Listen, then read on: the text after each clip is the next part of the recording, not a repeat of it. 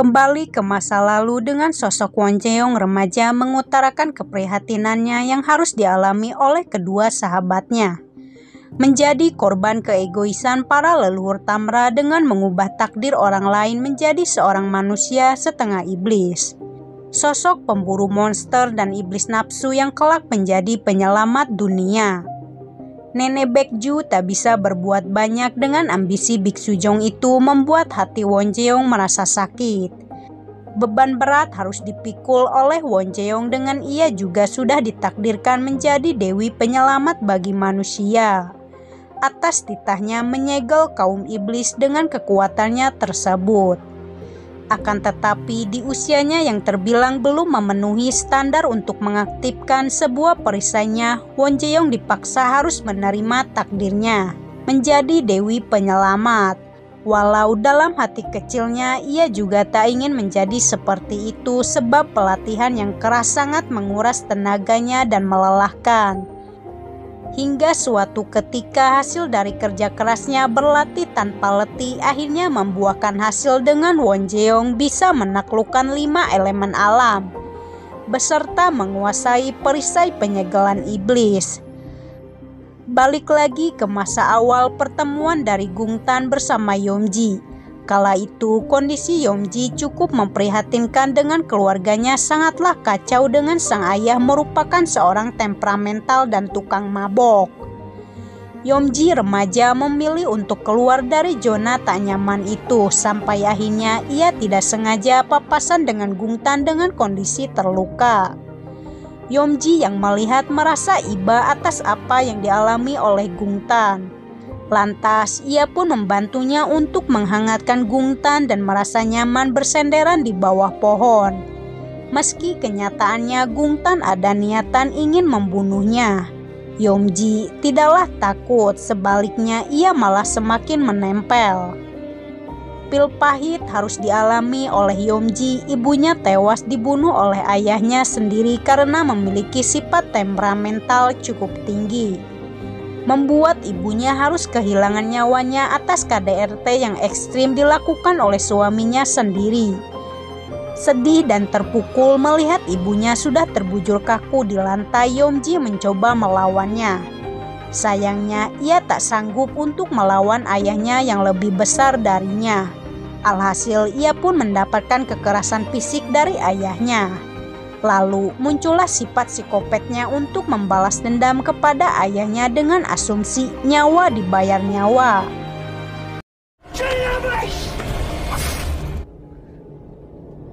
Atas peristiwa itu Yeomji memulai perjalanannya bersama Gungtan.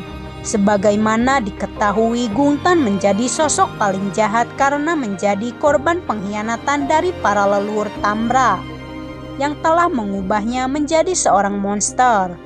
Namun tindakannya yang menyeleweng tak mampu untuk menyentuh Miho, wadah reinkarnasi dari sosok Won Jae-young. Kekuatan Won Jae-young berhasil dikuasai oleh Miho, mengingatkan insiden kembali ketidakberdayaan Gungtan ketika berhadapan dengan sosok Won Jae-young.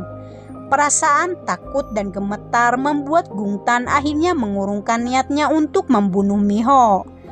Aura negatif itu dirasakan oleh John, Pan, dan Nenek Baekju. Panik dengan hal itu, mereka mencoba menemukan Gungtan. Naasnya Gungtan yang jauh di atas rata-rata berhasil lolos dari mereka dengan berteleportasi. Di samping itu, Miho akhirnya mengingat sebagian ingatan dari sosok Won Jae-young, wanita yang sempat dicintai oleh Pan hingga sekarang. Membuat hatinya merasa terenyuh dengan sebuah janji yang dibuat oleh Won Jae-young tak dapat ditepati.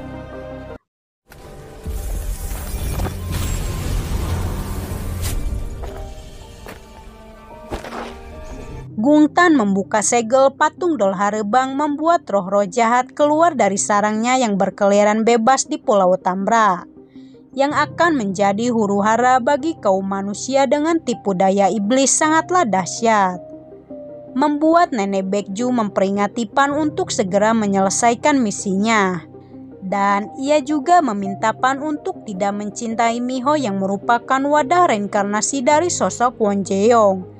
Sesuatu hendak terjadi apabila ingatan Wonjeong kembali pulih. Tubuh Miho perlahan-lahan akan memudar dengan seiringnya ingatan Wonjeong. Mulai mendominasi raga dan jiwanya menjadi Wonjeong seutuhnya. Singkatnya, di malam hari Gungtan membangkitkan arwah yang sangat menyesatkan kaum manusia yang dikenal dengan sebutan Gusunsai, yang dapat mengendalikan pikiran manusia, seolah-olah terkena hipnotis. Dalam bawah sadarnya, orang yang telah terinfeksi akan melakukan hal yang tidak diduga, memilih jalannya untuk bunuh diri.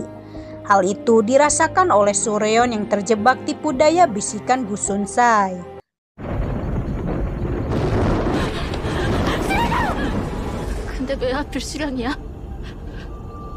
Sontak saja semuanya heboh dengan kematian tragis Sureon memilih jalannya sendiri.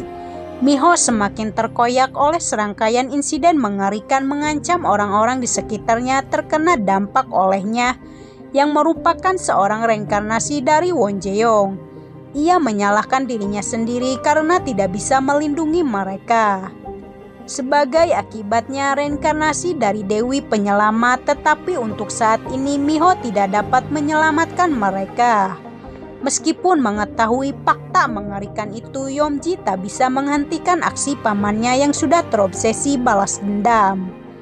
Situasi semakin menarik di mana seluruh murid SMA Tamra terkena tipu daya muslihat dari iblis Gusunsai yang sangat menyesatkan, membuat kekacauan di seluruh desa. Berbagai kekuatan gelap dan jahat terus menghantui seluruh desa sampai akhirnya Miho terkena tipu daya bisikan Gusunsai. Atas serangkaian insiden tragis membuatnya terbelenggu dan terjebak dengan situasi sekarang. John bersama Direktur Jang mencoba menghentikan langkah Miho. Naasnya, dalam waktu yang sama keduanya dihadapkan dengan kekacauan para murid terkena tipu daya muslihat Gusunsai, sebagaimana mereka akan berlomba-lomba melakukan bunuh diri massal. Direktur Jang yang dahulunya adalah pendeta, ia pun memulai pembacaan doa untuk meruqyah mereka yang dikuasai oleh iblis. Dibantu oleh Pan, John turut andil membaca doa-doa pengusiran setan dengan kekuatan air suci dan segel. Pan bersama John berhasil memulihkan mereka kembali pada keadaan semula.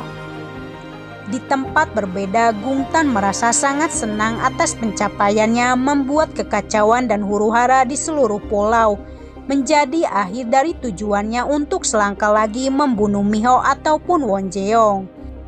Dengan kata lain, Gungtan semakin dekat dengan aksinya menghancurkan mereka. Yomji yang masih terbelenggu rasa bersalahnya atas tewasnya sahabat satu-satunya selalu mempertanyakan kenapa ia menyeretnya dalam rencana itu. Gungtan memiliki alasan tersendiri baginya untuk menentukan siapakah yang harus mati atau tidak di tangannya. Secara tidak langsung Gungtan mengancam Yomji karena ia mulai membangkang pamannya. Ia berdalih akan menemui Nenek Baekju secara langsung. Rupanya selama ini Yomji adalah kunci rahasia dari Gungtan untuk mengetahui letak keberadaan para patung Dolharebang yang tersegel di hutan. Yomji menjadi agen ganda dengan ia tinggal bersama Nenek Baekju untuk mengetahui lebih banyak rencana mereka dan tentunya patung Dolharebang. Hal demikian mulai dirasakan oleh Nenek Baekju dengan ia bermimpi buruk. Ia berharap Yomji akan selalu bersinar memancarkan cahaya matahari yang begitu hangat merebak wangi dari dalam jiwanya. Tidak diketahui apakah Nenek Baekju mulai merasakan ada yang aneh dengan Yomji. Gungtan akhirnya bertemu dengan saudara lamanya yang memilih jalan masing-masing. Ia terus memojokkan Pan, memintanya untuk kembali pada asalnya yang merupakan seorang manusia setengah iblis, yang tidak dapat kembali suci selayaknya manusia normal. Dengan pembawaan yang tenang, Gungtan mengajaknya untuk bergabung dengan sekutunya menuntut balas dendam kepada mereka dengan asumsi identitas seorang main hakim sendiri dengan karma yang mereka buat. Pan memberikan jawaban menohok bahwa ketika Won Jae-yong mengaktifkan perisainya, ia mengetahui jika Gung Tan merasakan ketakutan yang sangat tinggi. Oleh sebab itulah ia selalu melibatkan para kaum iblis untuk melukai Miho alih-alih bertindak sendirian. Meski demikian, Gung Tan tak putus asa meyakinkannya untuk kembali memiliki hubungan yang baik. Ia memperingatinya bahwasannya jika Miho akan kembali mengingat semua ingatan Won Jae-yong, maka keduanya akan berakhir. Pan enggan terjerumus ke lubang hitam yang menyesatkan. Ia pun mempunyai rencana untuk menghilangkan rasa kekosongan yang dialami oleh Gung Tan selama ini, dengan cara membinasakannya menjadi abu. Pan cukup kesulitan untuk melawan saudaranya yang jauh di atas rata-rata darinya. Ia pun harus mengakui kekalahannya, tetapi ia tidak akan berhenti sampai di situ saja. Ia bersama si John bekerja sama untuk saling melindungi Miho bagaimanapun juga. Di samping itu, Pan juga akan melacak keberadaan sosok iblis Gu Sun Sai yang telah membuat kekacauan di Pulau Tambra. Untuk kesekian kalinya, Gung Tan mengetahui rencana mereka dengan CCTV alternatif dari anak binatangnya. Dengan begitu, ia pun memulai membacakan mantra-mantra jahat untuk mengalihkan semuanya. Dengan ia mengendalikan Gu Sun Sai, membuat mereka akan saling terpisah meninggalkan Miho sendirian di kamarnya. Tanpa harus menyentuhnya, Gung Tan berhasil mengendalikan pikiran Miho untuk keluar jauh dari tempat tidurnya. Bahkan merasakan rasa kebersalahannya atas Sujin mati karenanya. Dalam bawah sadarnya, ia seperti melihat sosok Sujin, tapi kenyataannya itu adalah jelmaan dari setan Gu Sun Sai. Bahkan kerasnya tipu daya muslihat Gu Sun Sai berhasil membuat Miho tidak mempercayai Direktur Jang, sosok pria tua yang sudah ia anggap sebagai keluarganya.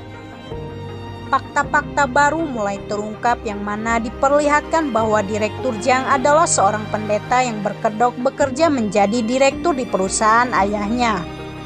Untuk melakukan misinya mengubah Miho menjadi sosok Won Jae-yong Dewi Penyelamat Dunia. Dengan bukti ramalan itu semakin menguatkan semuanya jika kebenaran yang diperlihatkan oleh Gu Sun Sai memang terbukti. Sekarang kepercayaannya hilang kepada Direktur Jang yang mempunyai nama lain yakni Peter Jang, sang pengusir setan. Tiba-tiba Pan datang langsung melempar belatinya ke samping Miho dengan Gu Sun Sai terdeteksi berada tepat di belakang Miho. Kala itu ia selalu membisikkan sesuatu kepadanya. Upayanya gagal dengan Gu Sun Sai sangat sulit ditebak langkahnya, membuat Pan harus berjuang keras mengendalikan pikirannya untuk tetap fokus. Maka dari itu John akhirnya membuka mata batinnya untuk membantu Pan membinasakan setan Gu Sun Sai, yang mana telah menyebabkan huru-hara bagi kaum manusia. Alih-alih merasa terbebas dari semua keterikatan itu, Miho justru ingin mengakhiri hidupnya karena tidak ingin terlibat dalam semua peristiwa mengerikan tersebut. Ia pun beranggapan jalan satu-satunya adalah mengakhiri hidup Miho ataupun Won Jae-yong. Ajaib, Won Jae-yong menolongnya seolah-olah mengatakan bahwa semua kekacauan yang terjadi saat ini bukanlah kesalahannya, dengan memperlihatkan semua ingatan Won Jae-yong. Tapi faktanya itu bukanlah Won Jae-yong, melainkan uluran tangan dari Pan yang berhasil menyelamatkannya. Sehingga ingatan Won Jae-yong saling terhubung kepada Miho dengan ikatan batin keduanya saling mencintai. Kini Miho sangatlah bersalah atas janji yang ia ucapkan, membuat Pan harus menunggu waktu dengan jangka lama, menunggu kepastian yang tidak tahu kapan hari itu akan tiba. Kini Miho sangatlah bersalah atas janji yang ia ucapkan, membuat Pan harus menunggu waktu dengan jangka lama, menunggu kepastian yang tidak tahu kapan hari itu akan tiba. Ia hanya bisa meminta maaf karena tidak bisa menguasai kekuatannya kembali, bahkan tak mampu menolongnya sesuai janji setianya di masa lalu maupun di masa sekarang. Pertunjukan keduanya membuat daya tarik bagi Gung Tan menunjukkan wajahnya kepada mereka. dengan ia sudah mengetahui fakta sebenarnya jika Miho reinkarnasi dari Wonjeong tak dapat memulihkan kekuatannya seperti dahulu, membuat Gungtan semakin bahagia dengan ia akan mudahnya membunuh Miho. Perkelahian pun tak terelakkan di antara Gungtan bersama Pan, dengan masing-masing pihak mempunyai tujuan yang berbeda. Yang satu ingin membunuhnya dan yang satu lagi ingin melindungi kekasihnya.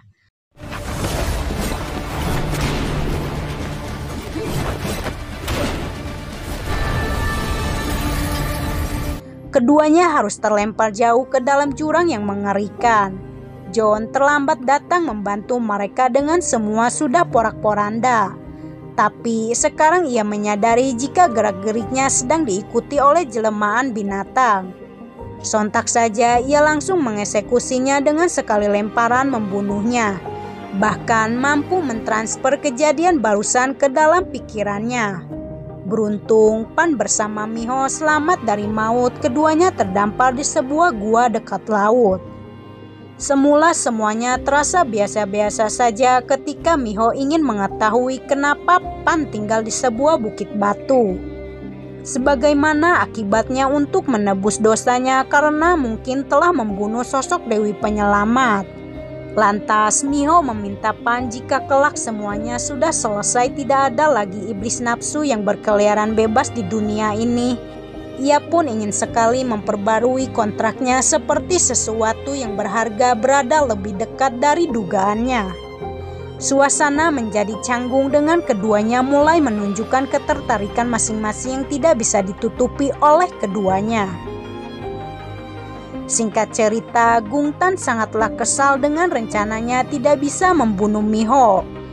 Ditambah suara orok membuatnya semakin pusing, membuat murka akan segalanya. Yomji yang saat itu berada di sana menyaksikan langsung bagaimana pamannya membantai semuanya. Seluruh pengikutnya mati secara mengenaskan yang awalnya ingin mengubah nasib takdirnya menjadi lebih baik.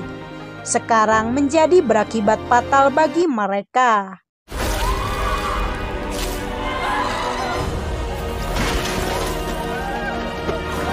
Yomji tak bisa bergeming melihat pembunuhan sadis dan brutal yang dilakukan oleh Gungtan meluapkan kekesalannya kepada para pengikutnya. Dengan mengambil semua organ tunggalnya satu persatu. Jalan satu-satunya adalah kabur dari kekacauan saat ini.